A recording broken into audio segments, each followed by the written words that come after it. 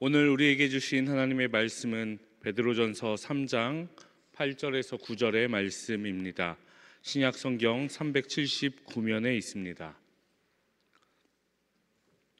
오늘 말씀을 제가 봉독하겠습니다. 마지막으로 말하노니 너희가 다 마음을 같이하여 동정하며 형제를 사랑하며 불쌍히 여기며 겸손하며 악을 악으로 욕을 욕으로 갚지 말고 도리어 복을 빌라. 이를 위하여 너희가 부르심을 받았으니 이는 복을 이어받게 하려 하심이라. 윤인영 담임 목사님 나오셔서 주님이 주시는 평화라는 제목으로 하나님 말씀 선포하시겠습니다. 할렐루야. 우리 옆에 있는 분과 인사 나누시겠습니다. 사랑합니다. 축복합니다. 잘 오셨습니다. 주님의 평안이 함께 하시기 바랍니다. 감사합니다. 고맙습니다. 지난 9일 동안 우리는 모두 다 마음에 무거운 짐을 하나씩 진 것 같습니다. 왜냐하면 계속하여서 매스미디어를 통하여 전하여져 오는 소식이 우리의 마음을 무겁게 만들었지요. 이스라엘과 팔레스타인 간의 전쟁이 시작되었고 지금도 계속되고 있습니다. 전쟁이 끝이 나는 것이 아니라 어찌 보면 더 확장되어지고 주위 국가들도 이 전쟁에 함께 참여하려고 하는 모습도 보입니다. 팔레스타인에 여러 정파가 있는데요, 그 중에서도 무장 정파인 하마스가 테러를 가했습니다. 어느 날 갑자기 이 하마스 정파에 속해 있는 이들이 패러글라이딩을 비롯하여서 여러 도구를 사용하여 갑자기 총을 들이대었고 많은 이들이 어려움에 처했지요. 이렇게 위협을 받은 이스라엘 군은 무차별적인 보복을 가행합니다. 몇천 발씩 미사일이 오고 갔고 이로 인하여 수없이 많은 민간인이 고통당하는 것을 우리는 매스미디어를 통하여서 함께 볼 수 있었습니다. 이미 3,500명의 사상자가 났는데요, 보니까 사망자만 3,500명이고요 10,000명 이상의 부상자가 발생하였다고 합니다. 특별히 여러분 영상을 통해 함께 보셨겠지만 패러글라이딩을 타고 내려와서 한 음악 캠프에 참여한 이들을 향하여 총을 들이대고 또 인질로 잡아가는 것을 목격하였는데요, 그 뮤직 페스티벌 음악 캠프의 주제가 평화였다고 합니다.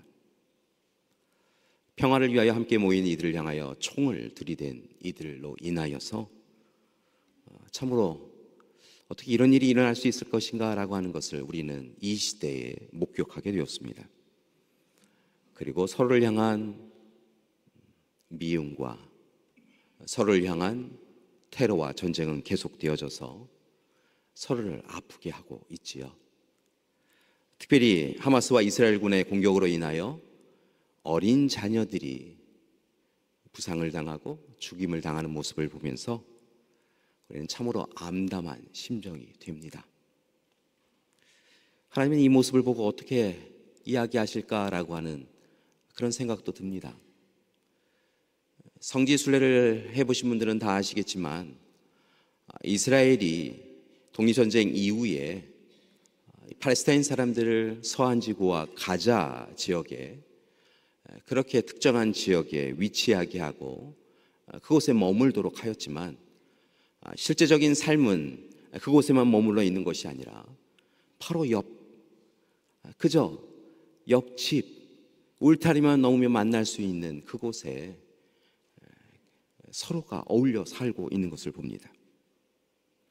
가자 지역으로 또 서한 지역으로 이렇게 나누었지만 실질적으로는 함께 음식을 나누어 먹고 그리고 바로 옆집에서 이야기를 나누는 이웃들이었다는 것입니다.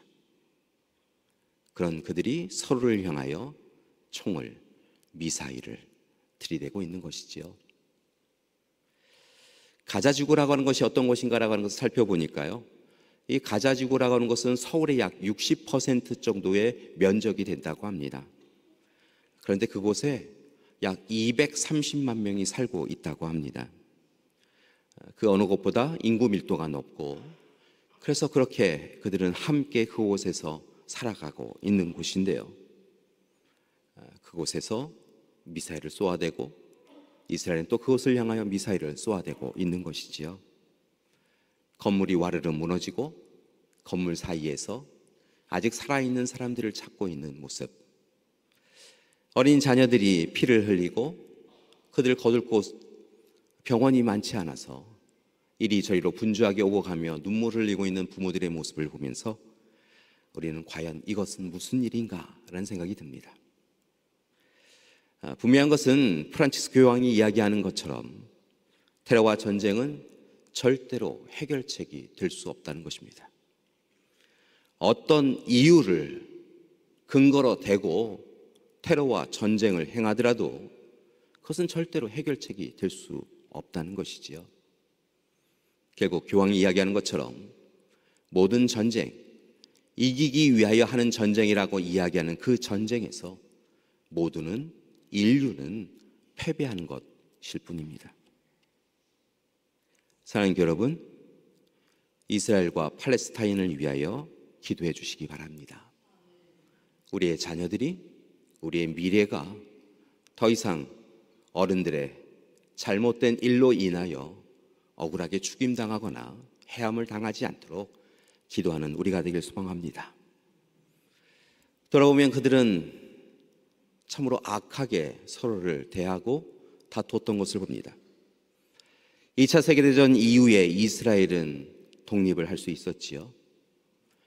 약속의 땅, 그들이 머물고 있던 땅에서 여러 이유로 전 세계로 흩어진 이후에 그들은 참으로 견딜 수 없는 두려움의 시간들을 가졌습니다. 나치로 인하여서 그들의 생명이 해함을 당하는 그런 사건을 경험하지요. 그렇게 그들은 함께 모여야겠다라고 생각하였습니다. 그리고 여러 강대국의 도움을 받아서 이스라엘이 독립을 합니다. 그리고 독립한 그들은 그들이 새로 머물 그곳에 팔레스타인들과 함께 거주하다가 중동전쟁 이후에는 그들의 머물 거주지를 특정한 장소로 한정시키지요. 그리고 이제 서로를 향하여 조금이라도 해함이 있다고 한다면 더 큰 해함으로 갚는 역사가 반복됩니다. 그들이 근거로 되는 것이 있습니다. 그것은 신의 분노라는 것입니다. 어느 시간 자신들이 어려움을 당할 때마다 그 어려움이 자신의 분노가 아니라 이것은 신의 분노이다라고 이야기하며 이스라엘인들은 팔레스타인들을 죽이고 팔레스타인인들은 이스라엘 백성들을 죽입니다. 그렇게 그들은 전쟁을 멈출 수 없는 것이지요. 신의 분노이기 때문에. 오늘 이 시간 그 모든 일이 하나님이 근심하시는 일인 것을 깨닫고 함께 기도하는 우리가 되길 소망합니다. 그리고 러시아와 우크라이나를 위하여서도 기도해 주시기 바랍니다. 한번 살펴보니까요, 우리가 러시아와 우크라이나가 전쟁을 벌인 모습을 보며 함께 기도하였던 때가 있었습니다. 벌써 1년 8개월이 되었습니다. 우리는 함께 기도하는데 그들은 여전히 다투고 있습니다. 이 땅 가운데, 하나님이 창조하신 이 세상 가운데 전쟁과 다툼이, 테러와 또 분노가 하나님의 뜻이 아닌 것을 깨닫고 힘써 기도하며 하나님의 평안이 우리 가운데 이루어지기를 간구하는 우리가 되길 소망합니다. 성경의 말씀에 보면 샬롬, 평안, 평화에 대하여 기록한 부분을 볼 수 있습니다. 예수님께서도 바로 그런 부분을 강조한 것을 보는데요. 먼저 구약의 샬롬이라고 하는 개념을 먼저 살펴보겠습니다. 구약의 샬롬이라고 하는 것, 평화라고 하는 것은 일반적인 평화를 지칭하고 있는 것을 봅니다. 물질적으로 풍요로운 것, 몸이 건강한 것, 그리고 하나님과 사람만이 아니라 사람과 사람, 나라와 나라 간의 좋은 관계를 이루어서 참으로 평안하다라고 생각할 수 있는 일반적인 평화에 대하여 구약의 말씀에서는 샬롬이라고 하는 단어로 설명하고 있는 것이지요. 이런 평화의 개념에 대하여 예수님의 시대에 대하면 오게 되면 참으로 위기의 시간을 경험하게 되는 것을 볼 수 있습니다. 몸과 마음과 삶이 평안한 것, 관계가 평안한 것에 대하여 구약이 이야기해 준 부분과 맞지 않는 평화의 개념이 새롭게 대두되고 있었다는 것입니다. 그것은 바로 팍스 로마나, 로마의 평화라고 하는 개념입니다. 이 팍스라고 하는 이 단어가 사실은 피스, 평화라고 하는 의미를 갖고 있습니다. 그러니까 쉽게 해석해드리면 팍스 로마나라고 하는 것은 로마의 평화를 의미하는 것이죠. 그런데 이 팍스 로마나의 이 개념은 조금 특별합니다. 당시 로마가 강대국이었지요. 최고의 힘과 권력을 가진 나라였습니다. 그래서 다른 민족을, 다른 나라를 지배해 갔습니다. 그 영토가 굉장하였지요. 그렇게 해 나가면서 이 로마는 스스로 자신들이 참으로 다른 이들을 힘겹게 하는 것이 아니라 다른 이들에게 평화를 주기 위하여 나아가는 것이다 라고 해석하고 설명하였습니다. 즉 힘과 권력을 가진 로마에 속하는 것, 귀속하는 것, 로마에 편입되는 것이야말로 피식민지 국가의 국민들도 평안할 수 있는, 평화를 이룰 수 있는 방법이다라고 이야기하며 그들을 설득하였다는 것이죠. 로마의 평화, 힘과 권력으로 약자를 누르는 것을 통하여서 참으로 체계화된 그 평화, 거짓으로 포장된 그 평화가 너희에게도 평화이다라고 이야기하며 사람들을 억제하고 억누르기 위하여 로마의 평화를 이야기하였습니다. 그런 상황에서 이 땅 가운데 오신 예수님은 로마와 헤롯 왕조의 힘과 권력으로 이루어지는 평화는 진정한 평화가 아니다라고 이야기하며 오히려 힘과 권력에 의하여 굴종하는 평화가 아닌 오직 하나님의 사랑을 받은 자들이 하나님의 사랑으로 함께 평화를 이루어 가야 한다라고 말씀하여 주셨습니다. 그리고 실제로 자신의 삶을, 자신의 생명을 통하여 하나님의 사랑을 보여주셨고 그 사랑을 통하여 주님이 머무시는 곳마다 평화의 공동체를 이루어 오셨던 것이지요. 사람들은 다윗의 왕국이 다시 재건되기를 소망하며 예수 그리스도 메시아를 통하여 힘과 권력으로 로마를 물려쳐 주시기를 원하였지만 주님은 그렇게 행하지 아니하시고 하나님의 뜻이 거기에 있지 않다라고 이야기하시며 오히려 자기 자신의 생명을 죄와 악에 가두어지는 이들을 위하여 주심을 통하여 구원과 영원한 생명에 이르게 하셨던 것이죠. 세상의 권력과 힘을 가진 나라가 세상을 평안케 해주는 것이 아니라 오직 하나님의 통치가, 하나님의 나라가 온전히 세워져야 이 세상에 평화가 온다라고 이야기하며 오직 하나님의 나라가 이 땅 가운데 이루어지도록 그렇게 먼저 십자가로 나아가는 사랑을 통하여서 자신의 삶을 내어주심을 통하여 우리가 평화를 비로소 누리게 해주셨던 것이지요. 그리고 이제 하나님은 예수 그리스도를 구주로 고백하는 우리를 통하여 전쟁과 다툼이 일상화되어 있는 이 세상을 향하여 평화를 이루어가기를 원하시는 줄 믿습니다. 저와 여러분이 바로 평화의 증인으로 부름받았습니다. 창조와 구원 사역의 증거자로만 부름을 받은 것이 아니라 창조와 구원 사역의 또 다른 모습이라고 할 수 있는 이 평화를 이루어가는 일에 저와 여러분이 부름을 받은 것입니다. 따라서 바라곤 하기는 오늘 이 시간 평화의 모습은 보이지 아니하고 전쟁과 다툼, 분노와 화가 이끌어가는 이 세상을 위하여 다시 두 손을 모으고 하나님 앞에 예수 그리스도의 이름을 붙잡고 기도하는 우리가 되길 소망합니다. 여전히 눈에는 눈, 이에는 이, 소위 동해보고법을 이야기하면서 내가 억울하게 참으로 한 대 맞으면 상대방에는 더 큰 아픔을 주는 그런 주먹질을 해야 한다라고 생각하며 살아가는 세상을 향하여 그렇지 않다고 하나님은 다른 방법을 원하신다고 이야기할 수 있는 우리가 되길 소망합니다. 팍스 로마나를 이야기하는 이들에게 예수 그리스도의 사랑을, 하나님의 사랑을 전제로 한 팍스 크리스토스를 전하며 살아가는 우리가 되어야 될 줄 믿습니다. 예수님은 우리에게 구체적인 삶의 모습을 이야기하십니다.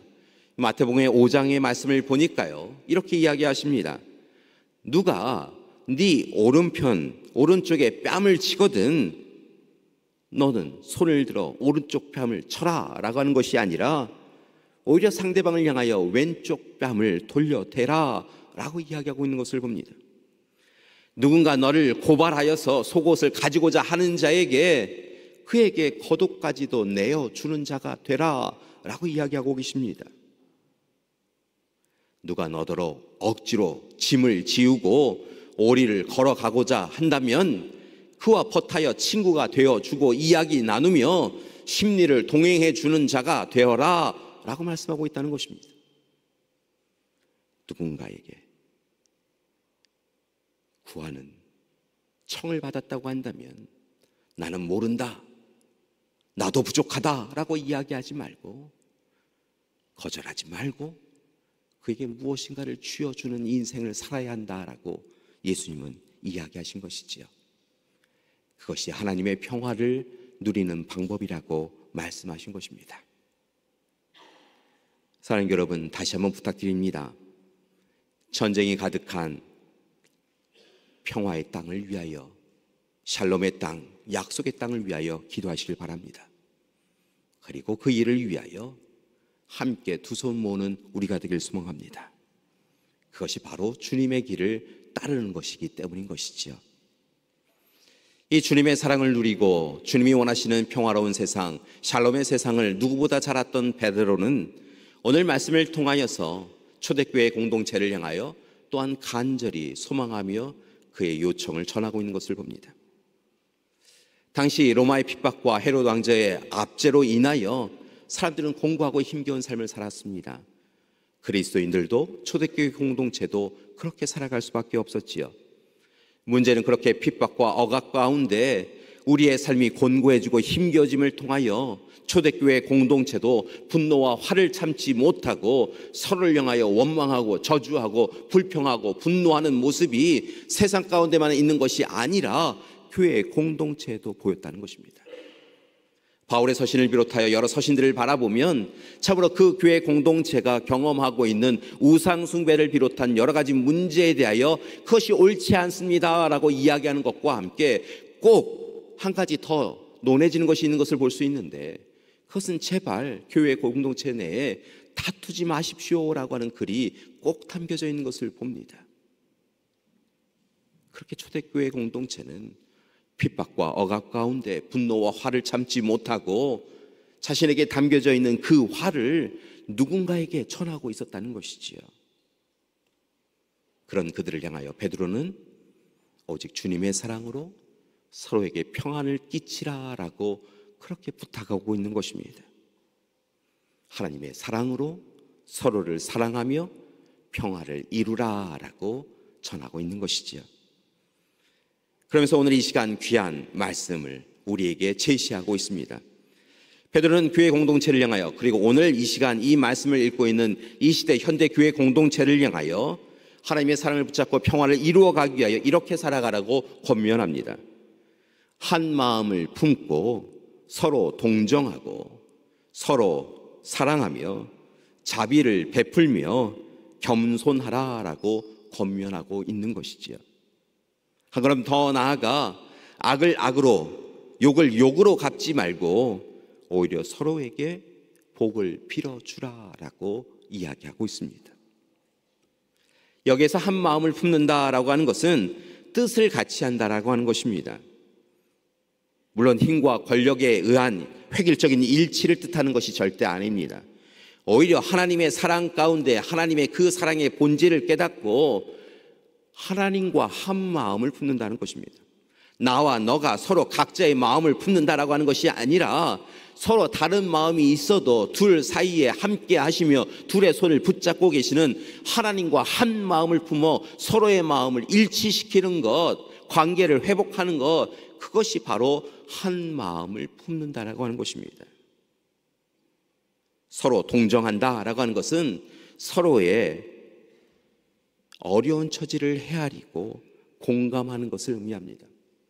이 동정이라고 하는 단어로 해석이 되어져서 마치 힘과 권력을 가진 이가 더 많이 누리는 이가 그렇지 못하니, 참으로 강자가 약자애를 동정한다라고 하는 의미로 해석할 수 있는데, 그 단순히 긍휼히 여긴다라고 하는 의미로 해석하는 것을 볼 수 있는데, 여기서 동정한다라고 하는 의미는 오히려 공감한다라고 하는 표현을 갖고 있는 것을 봅니다. 나의 마음이 너의 마음과 같다는 것입니다. 함께 웃고 함께 울며 고난과 고통의 시간을 경험하면서 연대하는 것, 그것이 바로 서로를 동정하는 것이고 그렇게 살아야 한다라고 말하고 있는 것이지요. 서로 사랑한다라고 하는 것은 서로를 아끼는 것입니다. 여러분, 아담과 하와가 서로를 바라보며 내 뼈 중에 뼈요 살 중에 살이라고 이야기하며 내 생명처럼 당신을 사랑합니다 고백하였던 그 사랑을 잊지 아니하고 함께 가정에서 교회에서 서로를 아끼고 내 생명보다 더 귀하게 여기며 살아가라라고 하는 것이 베드로의 권고라는 것입니다. 자비를 베푼다라고 하는 것은 서로에게 도움을 준다라고 하는 것입니다. 겸손한다라고 하는 말 그대로 나보다 상대방을 높이고 서로를 존중하는 것임을 잊지 않아야 될 줄 믿습니다. 여러분, 악을 악으로 욕을 욕으로 갚은 것은 쉽습니다. 그러나 오늘 이 시간 베드로는 우리에게 이야기합니다. 악을 악으로 욕을 욕으로 갚지 말고 서로에게 복을 빌어주라는 것입니다. 서로를 해하지 말고 서로를 살리라고 이야기합니다. 때로는 누군가에게 악을 악으로 욕을 욕으로 갚음을 통하여 상대방만 힘겨운 시간을 보내는 것이 아니라 우리 자신이 힘겨운 시간을 보내는 것을 깨닫고 그저 주님이 자신을 해하는 이들을 향하여 저들의 죄를 용서해달라고, 저들이 알지 못하여 그렇다고 그렇게 기도해 주셨던 것처럼 서로를 위하여 복을 빌어주는 우리가 되어야 될 줄 믿습니다. 그것이 바로 하나님이 베풀어 주신 사랑에 감사하며 살아가는 삶이요, 하나님의 사랑이 토대가 되어진 샬롬, 평화를 이루어가는 삶이기 때문인 것이지요. 안타까운 것은 이 시대에 우리의 모습을 보면 팍스 크리스토스, 예수님의 사랑보다는, 예수님의 평화보다는 로마식 평화를 더 선호하며 살아가는 우리의 모습을 봅니다. 베드로의 권고도 귀 기울여 듣지 않습니다. 자신의 탐욕에 욕망에 기차를 멈추지 못하고 주저함 없이 우리는 욕망을 드러냅니다. 우리의 탐욕에 걸림돌이 있는 이가 있다고 한다면 그를 주저함 없이 그 자리에서 벗어나도록 합니다. 타인의 기회를 박탈합니다. 승자의 자리에 서기 위하여서 반칙을 마다하지 않습니다. 반칙하며 사는 것, 그것이 세상을 사는 지혜라 여기며, 처음 반칙을 행할 때는 두려웠는데, 하나님 앞에 이러면 안 되는데 라고 하는 그런 두려움이 있었는데, 두 번, 세 번 반칙을 행하며 하나님의 뜻에 합당하지 않은 일을 행하며 하나님은 너무 멀리 계시다 생각이 들어 반칙을 마다하지 않습니다. 상대방의 사다리를 걷어차기도 합니다. 자신의 뜻대로 되지 않을 때는 불평과 불만을 토로할 뿐만이 아니라 자신의 삶을 힘겹게 한 이들을 향하여 저주하고 조롱하고 멸시합니다. 참으로 두려운 것은 감사는 어렵고 불평과 불만은 쉽다는 것입니다. 상대방을 향한 질투와 시기는 감출 수가 없습니다. 그래서 이 시대 많은 이들이 다투는 것이지요. 물론 이 다툼의 싸움의 역사는 오래되었습니다. 그래서 참 많은 노력이 필요할 것 같습니다. 성경의 말씀에도 보니까 다툼의 싸움의 이야기가 사실은 가득합니다. 선악과를 따먹은 사람이 누구인가, 누구의 죄 때문인가를 가지고 아담과 하와 그들이 다툽니다. 처음 만났을 때 내 뼈 중에 뼈요 살 중에 살이라고 하며 내 사랑하는 사람이라고 이야기했던 그들이 하나님께서 왜 선악과를 따먹었느냐라고 이야기하니까 내 죄가 아니라 저 사람의 죄입니다라고 이야기하며 다투었습니다. 하나님이 형제 간에 어떤 이는 제사를 받아주고 어떤 이는 제사를 받지 않았다라고 하는 그 장면을 보면 왜 하나님께서 한 형제의 제사를 받지 않았을까를 깊이 묵상하고 서로 기도하고 서로를 위하여 고민해야 될 그들 가운데 자신의 제사를 받지 않았던 이가 분노하여 형제를 살해합니다. 장자권과 축복권을 가지고 있는 형이 부러워서인지요, 야곱은 속여서라도 그것을 빼앗습니다. 아버지의 사랑을 더 많이 받는 형제를 참지 못하여서 다른 형제들이 그 형제를 구덩이에 가두고 종으로 팔아버립니다. 그리고 이 갈등과 다툼의 역사는 성경의 말씀에 끊임없이 반복됩니다. 그리고 우리에게도 지금 이 시간에도 반복되고 있습니다. 개인과 개인, 공동체와 공동체의 다툼이 여전히 우리 가운데 부정할 수 없을 정도로 많이 있습니다. 이 시대 우리는 북과 남으로만 싸우는 것이 아니라 동과 서로 싸웁니다. 남과 여로 싸우고 혈액형을 묻는 이들과 MBTI를 묻는 세대 간에 다툽니다. 아버지와 아들이, 어머니와 딸이 다툽니다. 자신을 선으로, 타인을 악으로 삼아 우리는 절대 타협 없는 싸움을 벌이고 있는 것입니다. 결국 우리는 다 무너지게 되었습니다. 그리고 이런 세상을 바라보며 하나님은 참으로 크게 근심하며 이 일을 어찌할꼬 라고 하고 계신 듯 보입니다. 교회 여러분, 하나님이 더 아파하시기 전에, 세상이 더 악해지기 전에 하나님의 사랑받은 우리가 먼저 평화를 이루어가는 우리가 되길 소망합니다.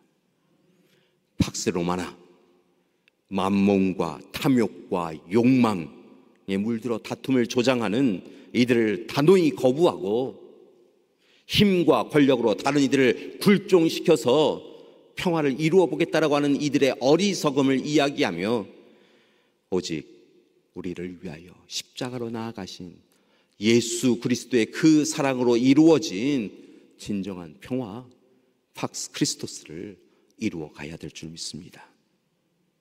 이를 위하여 이제 우리가 평화를 이루어 가야 합니다. 부탁드립니다. 평화는 우리를 통하여 이루어지지 않습니다. 우리가 할 수 있는 것이 아닌 것을 깨닫습니다. 평화는 오직 하나님이 주시는 것입니다. 샬롬은 하나님이 허락해 주시는 것이라는 말씀입니다. 따라서 하나님과의 관계를 온전히 회복하십시오.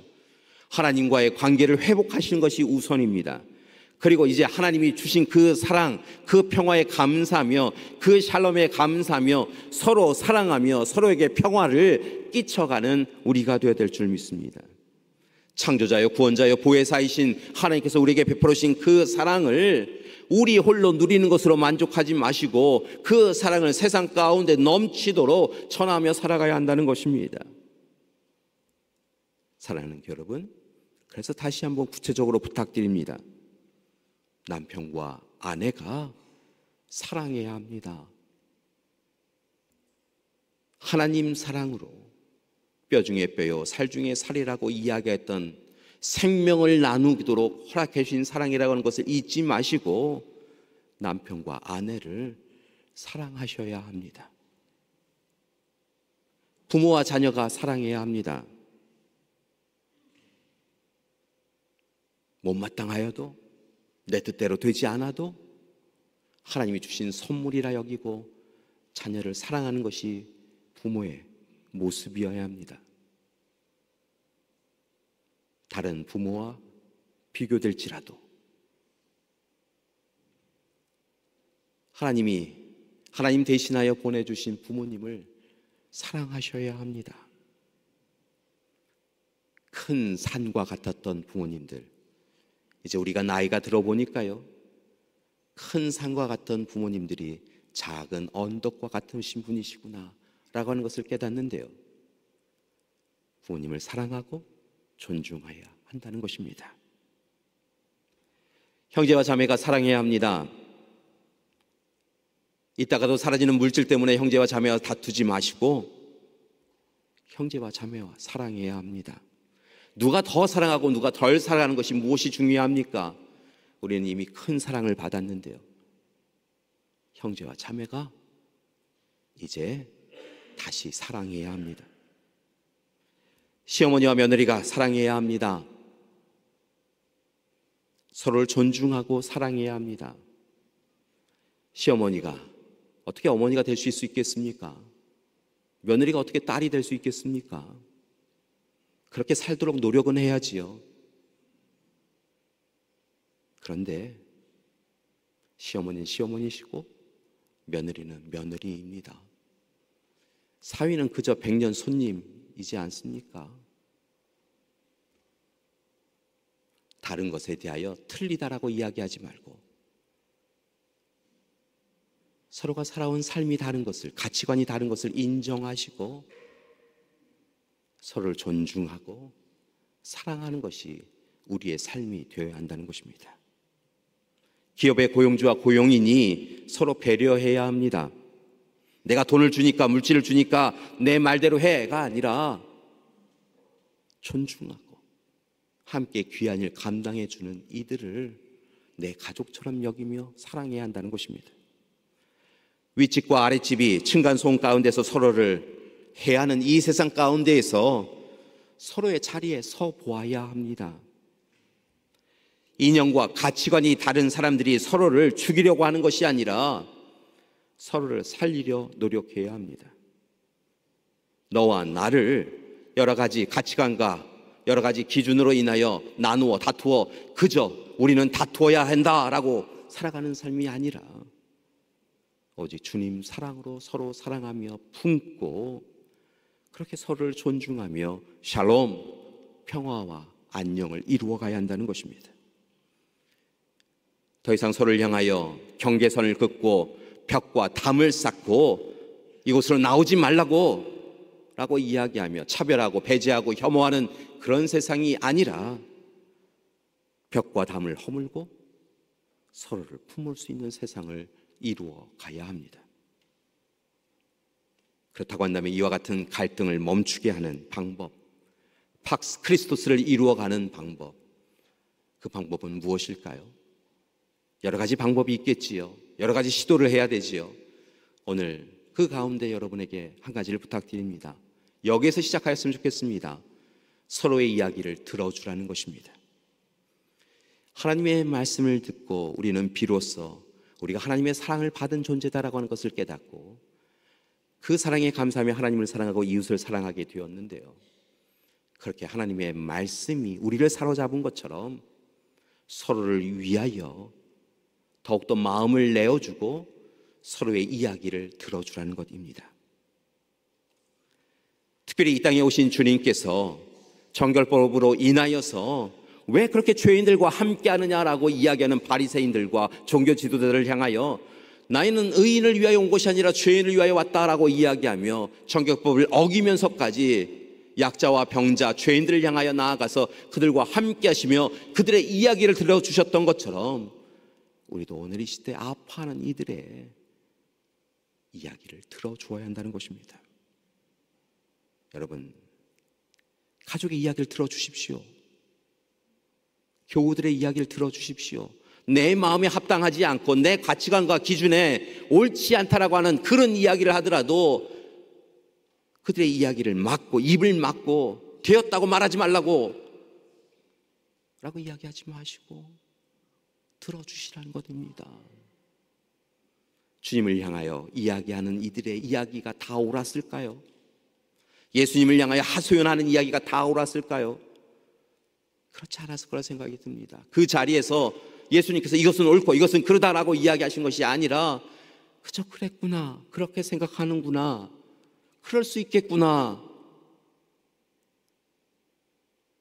그렇게 고개 끄덕이며 들어주셨고, 세상 사람들은 자신들을 배제하고 혐오하며 자신들의 이야기를 들어주지 않는데 주님이 그저 들어주셨기에 그들의 마음을 주님께 내어드리고 그들의 마음을, 삶을 회복할 수 있었던 것이지요.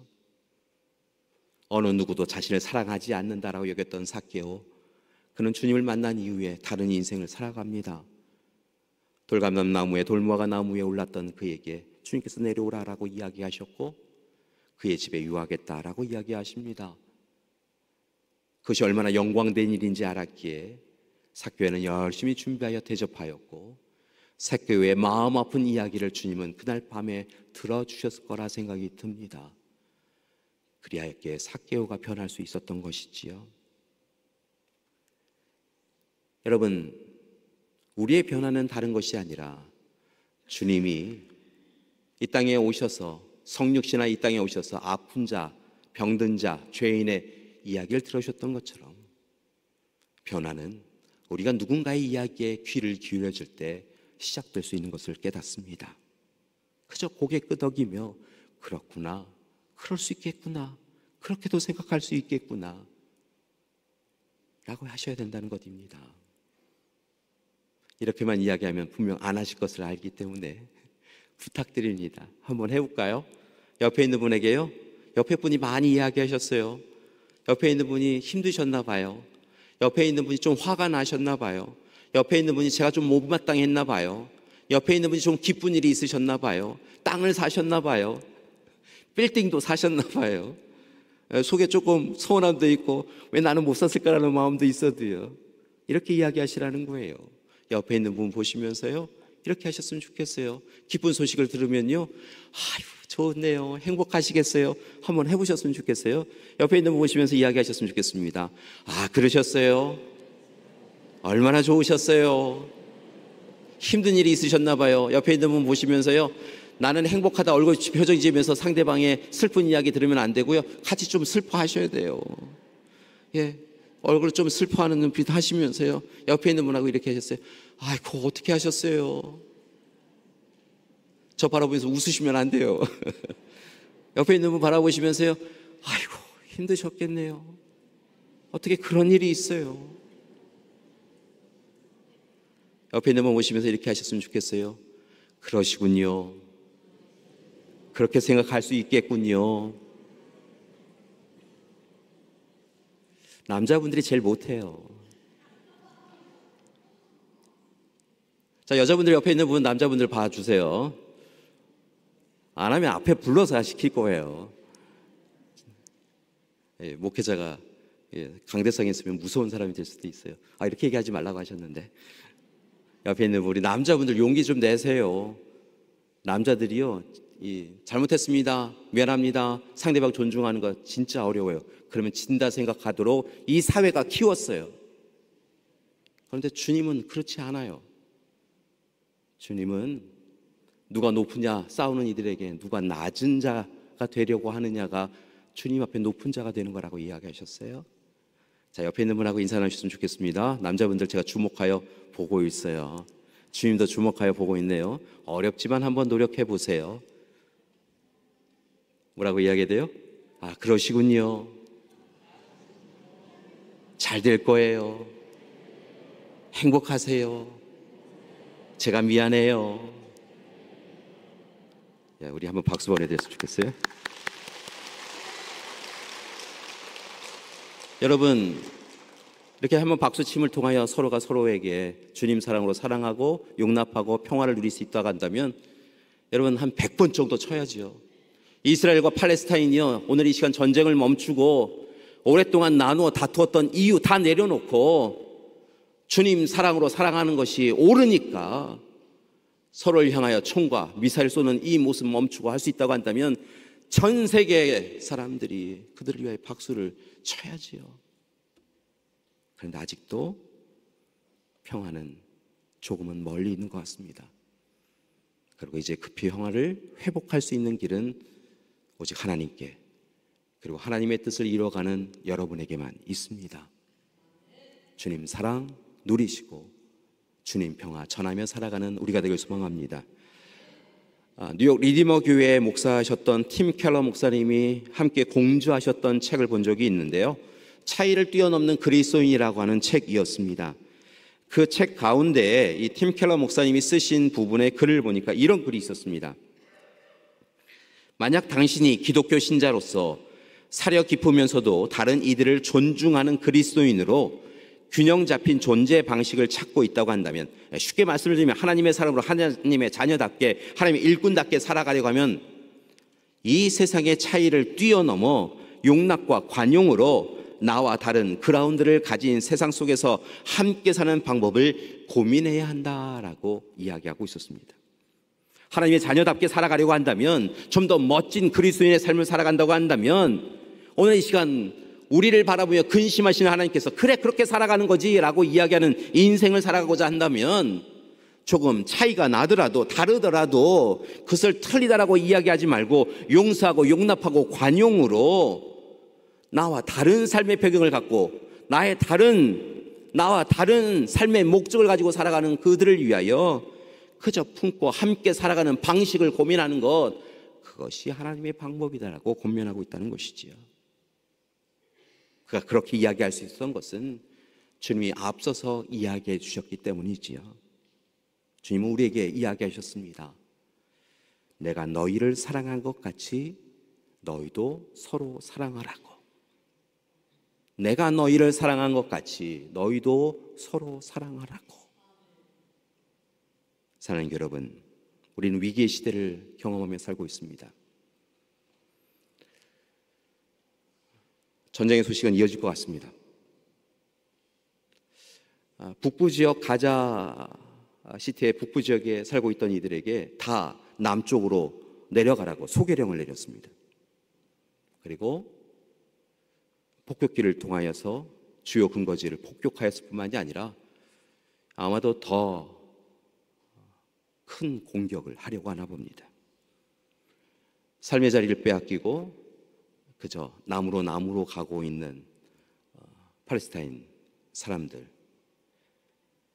그들이 다시 그들의 집으로 돌아갈 수 있도록 샬롬과 평화를 기도하는 우리가 되기를 소망합니다. 하나님께서 이루실, 사랑 많으신 하나님께서만 이루어 주실 그 평화를 간구하며 소망하며 살아가는 우리가 되기를 소망합니다. 그리고 피스메이커, 평화의 일꾼으로 우리가 부름받았음을 잊지 마시고 여러분의 삶의 자리마다 가정과 교회에서부터 평화를 전하며 살아가는 우리가 되길 소망합니다. 절대로 다툼의 이유가 되는 자리에 서지 마십시오. 오히려 사랑하십시오. 평화를 이루어 주십시오. 팍스 로마나가 아닌 팍스 크리스토스를 이루어가는 우리 믿음의 가족들 되시기를 간절히 기도드립니다. 칼을 쳐서 보습을 만들고 창을 쳐서 낫을 만드는 우리 믿음의 가족들 되시기를 간절히 기도드립니다. 함께 기도하시겠습니다. 사랑의 하나님, 이 땅에 샬롬, 평안을 이루어 주시옵소서. 하나님의 사랑을 먼저 누린 우리가 하나님께 받은 그 사랑으로 서로를 사랑함을 통하여서 오늘 이 시간 전쟁과 다툼의 소식이 가득한 이 세상을 다시 화평의 세상, 평화의 세상, 안녕과 평안의 세상을 이루어가는 우리 될 수 있도록 도와주시옵소서. 특별히 가정과 교회에서부터 평화를 이루어가는 우리 되게 하여 주시옵소서. 예수님의 이름으로 기도드립니다. 아멘.